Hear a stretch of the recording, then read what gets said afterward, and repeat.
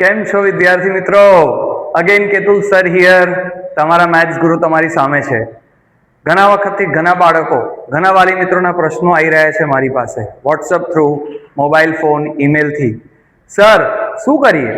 અમારા બાળકોને basic maths લેવાનું કે સ્ટાન્ડર્ડ મેથ્સ લેવાનું સમજાતું જ નથી સર. અમને તો માર્કેટમાં એટલા બધા ન્યૂઝ વાયરલ થઈ રહ્યા છે, અમને સાચું ગાઈડન્સ નથી મળી રહ્યું સર.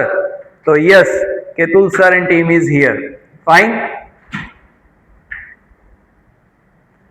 સો 2021 ની અંદર ફર્સ્ટ ટાઈમ આપણે અહીંયા સ્ટાન્ડર્ડ બેઝિકની પ્રથા લાગુ કરવામાં આવી ઇન ધ યર 2021. શા માટે 2021માં આ પ્રથા લાગુ કરવામાં આવી? કમિટીએ એવું વિચાર્યું કે આપણે બાળકોને 10th ની અંદર પહેલેથી જ સોર્ટ આઉટ કરી દઈએ.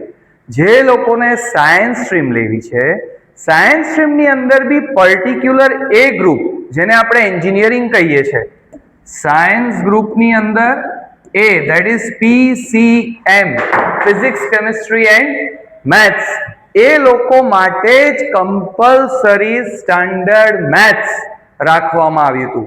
પણ જો બેટા તમારે સાયન્સની અંદર બી ગ્રુપ લેવું છે, biology, that is physics, chemistry and bio, જો તમારે કોમર્સમાં જવું છે, તમારે આર્ટ્સમાં જવું છે, તો તમારે કયું લેવાનું છે?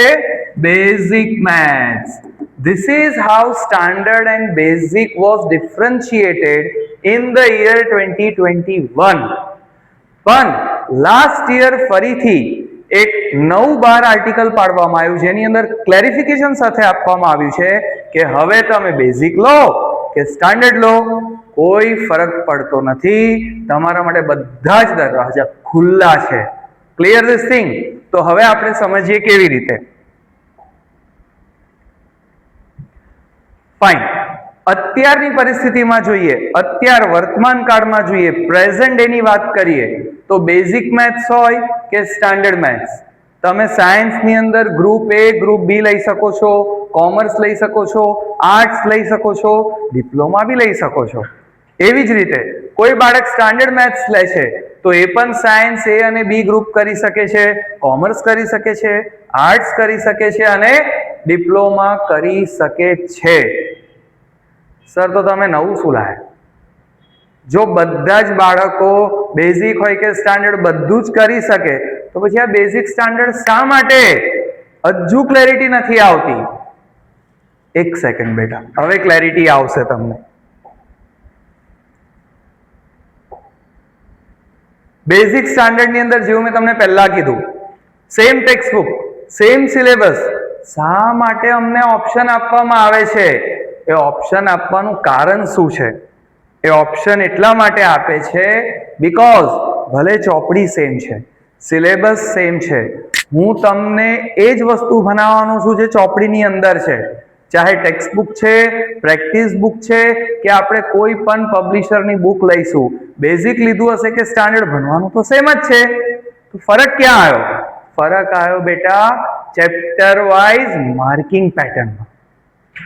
ચેપ્ટર 5 જો આપણે લઈએ છે તો સ્ટાન્ડર્ડ મેથ્સ વાળાને કેટલા માર્ક્સનું વેઇટેજ છે? 9 માર્ક્સ. એની સામે બેઝિક વાળાને કેટલાનું વેઇટેજ મળી ગયું?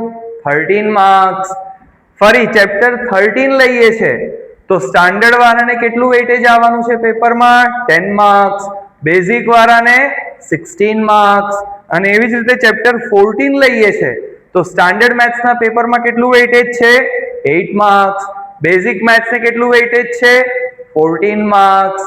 એનો મતલબ બેઝિક સ્ટાન્ડર્ડમાં ચોપડી સેમ, ભણવાનું સેમ, તો પછી ફરક ક્યાં આવ્યો? સમજાયું? ફક્ત ચેપ્ટર વાઇઝ માર્કિંગ પેટર્ન અલગ કરી છે ગવર્મેન્ટે, બીજો કોઈ ફરક નથી. હવે તમે ટોટલ કરી જુઓ ખાલી આ 3 જ ચેપ્ટરનું, તો સ્ટાન્ડર્ડ મેથ્સ વાળાને કેટલા માર્ક્સ મળશે? 27. અને એની સામે બેઝિક મેથ્સ વાળાને 43. તો હવે આપણે જ વિચાર કરવાનો, આપણે કયું મેથ્સ લેવું જોઈએ, સ્ટાન્ડર્ડ કે બેઝિક? અગેન મારું પર્સનલ સજેશન તમે પૂછવા માંગતા હોય તો as a Ketul sir maths ગુરુ હું તમને સજેશન આપીશ, આપણે બેઝિક મેથ્સ જ લેવું જોઈએ. ભાઈ ચોપડી સેમ, ભણવાનું સેમ, તો શું માટે પગ પર કુલાડી મારવાની? તો કદાચ કોઈ વાલી મિત્રને, વિદ્યાર્થી મિત્રને એવું થાય, સર આવું થોડું હોય, સ્ટાન્ડર્ડનું લેવલ જબરદસ્ત હોય છે યાર, આ બેઝિક વાળા તો બધા ઓકે. મને એક વસ્તુ સમજાવો, જો એવું હોત તો પછી આગળ જતા તકલીફ ના આવતી? ફિઝિક્સ સબ્જેક્ટ છે 11, 12 સાયન્સની અંદર, મેથ્સ છે, પણ ફિઝિક્સ અને મેથ્સની ચોપડી તો બેટા તું બી એ જ ભણવાનો છે જે બેઝિક વાળો ભણવાનો છે અને સ્ટાન્ડર્ડ વાળો ભણવાનો છે, તો ત્યાં બી અલગ ચોપડી તો નથી જ ભણવાની. 10th માં બી સેમ ચોપડી, આગળ બી સેમ ચોપડી, તો શા માટે ફરક ક્રિએટ કરો છો ભાઈ? આ બેઝિક બનીને જાય છે, પેલો સ્ટાન્ડર્ડ બનીને જાય છે, ચોપડી તો આખી જ ભણે છે ને 10th ની અંદર, તો એને 11th માં બી એટલું જ આવડવાનું છે જેટલું તને આવડવાનું છે. એટલે કોઈ ડિફરન્શિએશન કરવાનો મતલબ નથી. You can select either basic or standard. આ તો મારો પર્સનલ ઓપિનિયન મેં તમને આપ્યો તો, પણ you can take a call. So this is the only difference. Clear? So સૌ વાલી મિત્રો, વિદ્યાર્થી મિત્રોને જય હિન્દ, જય ભારત, જય જય ગરવી ગુજરાત. સો આપણે કુણાલ સરને બી પૂછી જ લઈએ. કુણાલ સર, એક પિતા તરીકે તમારો શું અભિપ્રાય છે આ લોકો માટે? તમે પણ શેર કરો.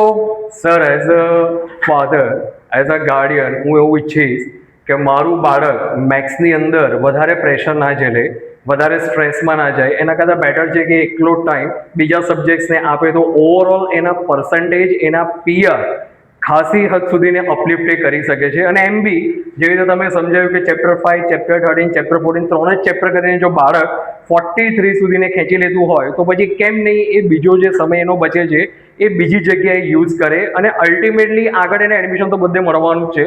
એને સાયન્સમાં બી મળે છે, સ્ટ્રીમ એ, સ્ટ્રીમ બી, એને કોમર્સમાં બી મળે છે, એને ડિપ્લોમા બી મળે છે, એને આર્ટ્સમાં બી મળે છે. તો હું શું લેવા એને વધારે પ્રેશરાઇઝ કરું? તો મારો પર્સનલ અભિપ્રાય એવો જ રહેશે કે હું એને બેઝિક મેથ્સ જ કરાવી દઈશ, જેથી કરીને એને એડિશનલ ટાઈમમાં એ બીજા સબ્જેક્ટ્સ પર બી ફોકસ કરી શકે. ખૂબ જ સાચી અને સચોટ માહિતી કુણાલ સર તમે પણ આપણા વિદ્યાર્થી મિત્રો અને વાલી મિત્રોને આપી. Thank you Kunal sir. Thank you Ketul sir, તમને બી. અને જો મિત્રો, વાલી મિત્રો, તમને લાગ્યું હોય કે આ વિડીયો ખરેખર ઇન્ફોર્મેટિવ રહ્યો છે તો તમે આ વિડીયો તમારા ફ્રેન્ડ્સ, તમારા રિલેટિવ્સને અને જે બી બાળક અત્યારે 10thમાં આવવાનું છે એ લોકોને પ્લીઝ શેર કરજો. કારણ કે માર્કેટમાં બેઝિક અને સ્ટાન્ડર્ડને લઈને બહુ જ કન્ફ્યુઝન છે. અમારા સ્ટુડન્ટ્સ, અમારા પેરેન્ટ્સ બી કોન્સ્ટન્ટલી અમને ફોન કરે છે, પૂછે છે કે સર શું કરીએ, ખબર જ નથી પડતી. એટલા માટે જ તમારા માટે જ આ વિડીયો અમે પર્સનલી શૂટ કરીને શેર કરવા જઈ રહ્યા છે. Thank you once again. Thank you વિદ્યાર્થી મિત્રો, થેન્ક યુ વાલી મિત્રો. ફરી આપણે મળતા રહીશું.